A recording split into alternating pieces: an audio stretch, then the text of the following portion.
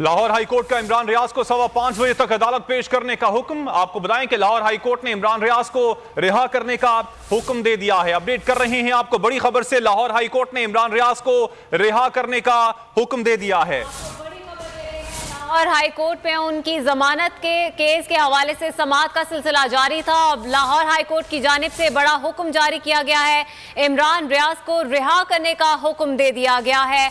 16 से ज्यादा मुकदमात में वो उनको गिरफ्तार किया गया था, जिसके बाद लाहौर हाईकोर्ट में एक मुकदमा गया, जिसके बाद केस की समाअत हुई। उनके वकील की जानिब से दलाइल पेश किए गए और एडवोकेट जनरल पंजाब को भी इस हवाले से तलब किया गया। उनका मौक़िफ़ भी जानने की कोशिश की गई और अब लाहौर हाई कोर्ट की जानिब से ये बड़ा हुक्म सामने आया है और कहा गया है कि उनको फौरी तौर पर रिहा कर दिया जाए। इमरान रियाज की गिरफ्तारी और मुकदमात के इखराज के लिए समाअत का सिलसिला जारी था। एडवोकेट जनरल पंजाब को भी तलब किया गया था, जिसके बाद उन्हें अपना मौक़िफ़ पेश करने की हिदायत की गई थी। जिसके बाद अब 17 मुकदमात में हिफाजती जमानत के लिए वो जा रहे थे। जब उन्हें गिरफ्तार किया गया, उनके वकील की जानिब से दलाइल पेश किए गए और अब लाहौर हाई कोर्ट की जानिब से बड़ा हुक्म सामने आया है। उन्हें रिहा करने का हुक्म दे दिया गया है। इखराज मुकदमात पर केस की समाअत अब 19 जुलाई तक मुलतवी कर दी गई है। अपडेट कर रहे हैं आपको बड़े केस के हवाले से।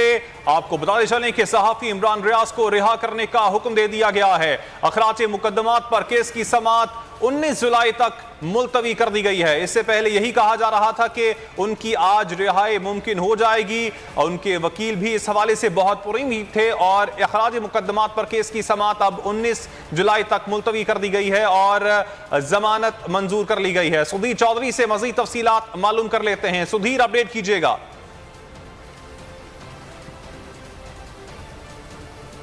जी बिल्कुल, मैं इस वक्त लाहौर हाई कोर्ट में हूँ।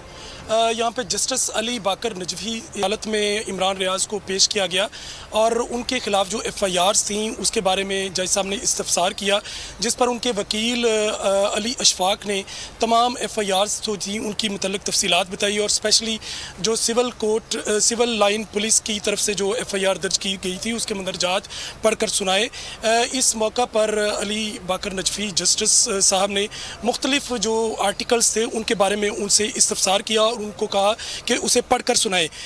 जिस तमाम जो है वो मंदरजात सुनने के बाद उन्होंने एडवोकेट जनरल पंजाब शहजाद शौकत को तलब किया और इस दौरान वक्फा दिया गया। वक्फे के बाद दोबारा समाअत शुरू हुई तो advocate general Shahzad Shaukat court में पेश हुए, जिन्होंने कहा कि पंजाब हुकूमत की तरफ से कोई एतराज़ नहीं अगर अदालत जो है इमरान रियाज खान को ईद के मौका पर रिलीफ दे दे और इस मौका पर अगर वो अपना बयान हल्फी दे दें कि वो आइंदा ऐसी कोई मुतनाज़ा बयान नहीं देंगे, तो इस पर जो है कोर्ट ने उन्हें रिलीफ देने का जो है वो इंदिया दिया।